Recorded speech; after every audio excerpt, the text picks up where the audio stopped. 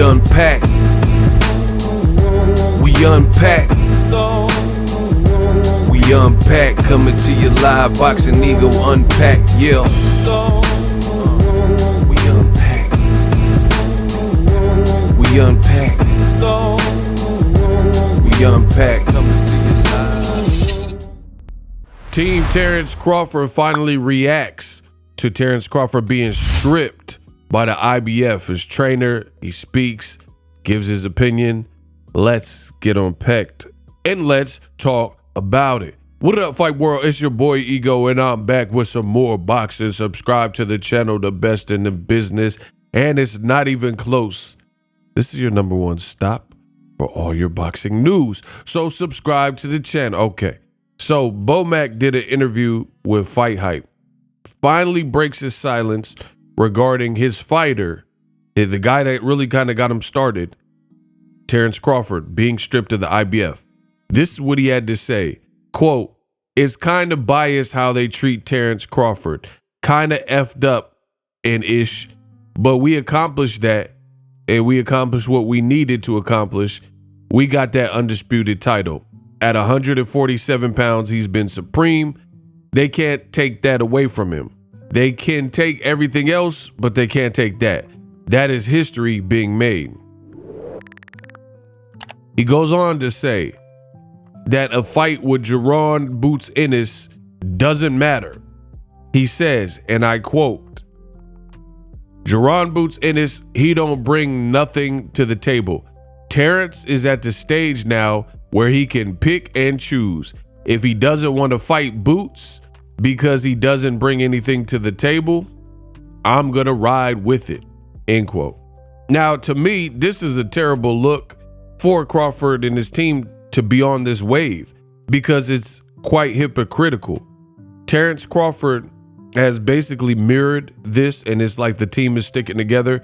Terrence Crawford was on the Breakfast Club, and he says a fight with Jaron Boots is a lose-lose situation for me, right? He's basically saying that, okay, let's say I fight Boots, no one's gonna give me credit, but you just made that up. I mean, why would people not give you credit for that? Like, and let's be real, since that's what I do on my channel, I break down the actual factuals. The reality is, since we're putting everything on the table, is Errol Spence, there are some things that happen, not Crawford's fault. See, a lot of people, they get confused when I say these things because they want to associate blame. I'm not blaming Crawford for Errol Spence's personal decisions, but the fact remains that Errol Spence has made some choices and had things happen in his life, recent life, that have affected his career, right? Like, and if you deny this, then you're lying, because Errol Spence has faced inactivity with these things, and that's namely the car crash. And for me, I'm not a doctor, but I'm not naive either. I truly believe the detached retina is connected to the car crash, because Errol Spence never had these problems before. He gets in this massive, heinous car crash that almost claimed his life, and then now, you know, a year or so later or whatever, before the Pacquiao fight, he has to pull out because his retina was detached. So I believe that had some connection to the car crash. So that's the reality of Errol's situation. Again, Crawford didn't cause that. Crawford didn't make Errol get behind the wheel or anything. I'm not suggesting that, but that's the reality. See, a lot of you guys, you want it to be like, you know, peachy keen in a perfect world. I don't deal with that. I deal with real life, and real life has real things that happen. And one of them being Errol Spence's story. You can make a movie about it, right? So that being said, Errol Spence has all that some people even believe has affected his career. Like, you'll even see people say stuff like, oh, Errol Spence, I don't know if he's been the same since the wreck, stuff like that. Fast forward to the future. Jaron Ennis, he doesn't have these things. He's not had a detached retina that we know about, or some heinous car crash. And, you know, these chaotic blips in his career.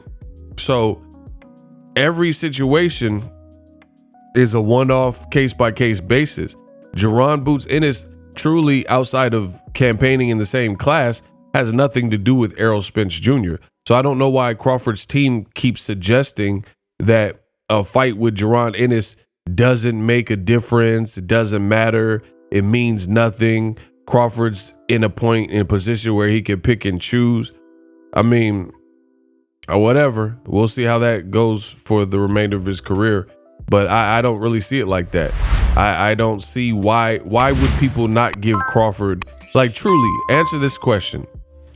Why would people, if Crawford next fight, let's say Errol Spence said, oh, I'm healing, I'm moving to 54, and they didn't do the rematch, and Crawford fought Jaron Boots Ennis, hand over heart, explain to me how you wouldn't give credit if Crawford stopped, because he stopped everyone at welterweight. So let's just say he stopped Jaron Boots Ennis.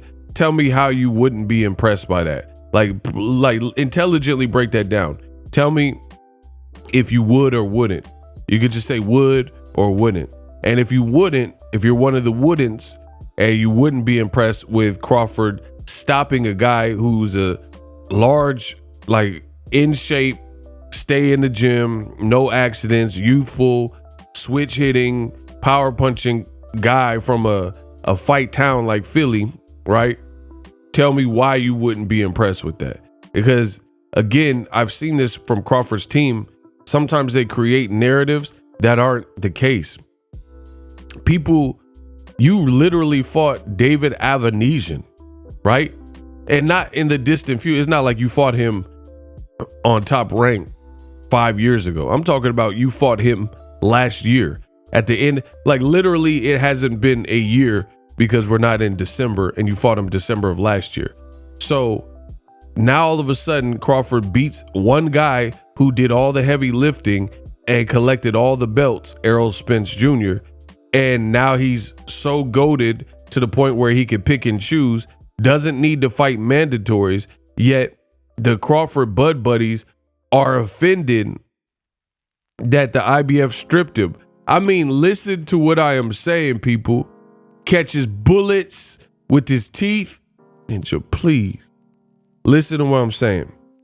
How could you be upset that Crawford got stripped and his team is telling you that they don't want to fight Jaron Boots Ennis for X, Y, and Z reasons? It doesn't matter. Fight means nothing. I've heard this story before. So that means Jaron Ennis, the mandatory, was not going to get a shot at Terrence Crawford. So I'm glad he got stripped. Yeah, this is the first time me saying I'm glad he got stripped because the show must go on, you know? And I'm glad he got stripped because if you have no intentions of fighting him, then it would just be a long waiting game, and it would just wait, and then you still wouldn't fight him, and then he would just be waiting for an opportunity. And I don't like that for fighters. You know, I'm a big supporter of underdog stories and stuff like that. And this is what they do to guys. Guys like Errol Spence, guys like Jaron Ennis.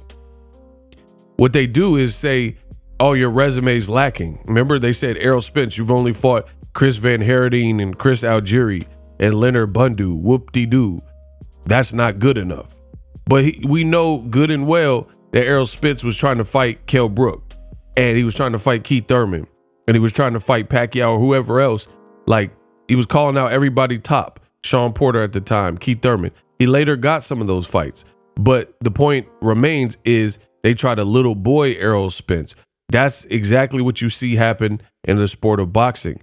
And then they try to play us for some fools. Like, we know Jaron Boots in it. I don't care what Crawford say. I don't care what BoMac say. I don't care what his fans say. I'm the best of the business. I know Jaron Boots Ennis is looking good as a fighter. Pause. Right? So it don't matter what nobody say, oh, it doesn't mean anything. I've been checking out the kid. He can fight. Crawford and Errol Spence have admitted in, on record that they feel Jaron Ennis is a good fighter. So everything else is in one ear, out the other as to why it doesn't make sense and he brings nothing to the table. And again, if you want me to do another Unpacked, really breaking this down, I can do that. Just put Unpacked in the comment section. But if you want me to make a video about the hypocrisy with Terrence Crawford and his team basically outcasting and ostracizing Jaron Ennis whilst saying that the fight doesn't make sense and they have no intentions of fighting him, I could do that, because this is exactly what Terrence Crawford complained about himself. He says he got to the division and called out everybody, even though he was with Top Rank. So that created new obstacles, but Crawford let him tell it.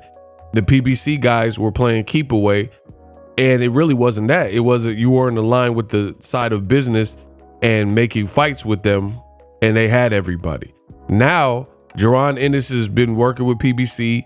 Your last fight was with PBC. There's really no obstacle for Crawford and Jaron Ennis in terms of promotional entities and Cold Wars and stuff like that. And then you're just outcasting. So whose case makes more sense? Crawford being with Top Rank at the time, saying, oh, all these guys on another network, they just don't want to fight me and they don't want to give me opportunity because I'll beat them. Or you're on the same side as Jaron Ennis, basically, and you're just saying you don't want to fight him because he brings nothing to the table. I mean, the hypocrisy is uncanny. Drop your thoughts in the comment section. We are back.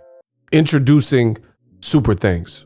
Right here on the official Boxingego YouTube. Super Thanks allows you, the viewers, to show a little bit of extra gratitude, which enables me as a full-time content creator to push out the content you need in the world of boxing. Underneath all the videos, you will see a heart with a $sign in it. You can enter any amount that you find suitable as a super thanks. A brand new interactive and colorful way to get your comments highlighted and noticed by not only myself, but other people on the YouTube platform. Super thanks, a unique and cool way to show and applaud us full-time content creators. Hopefully you guys enjoy the content. Super thanks.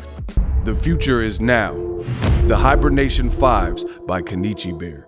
Hybrid gaming and lifestyle headphones. Out of the box, you can connect to any console or PC. Bluetooth ready with a low latency USB adapter, color RGB, and extreme bass mode. The Hibernation 5s adjust to you. Whether you need a gaming, travel, gym, or lifestyle headphones, the Hibernations got you covered.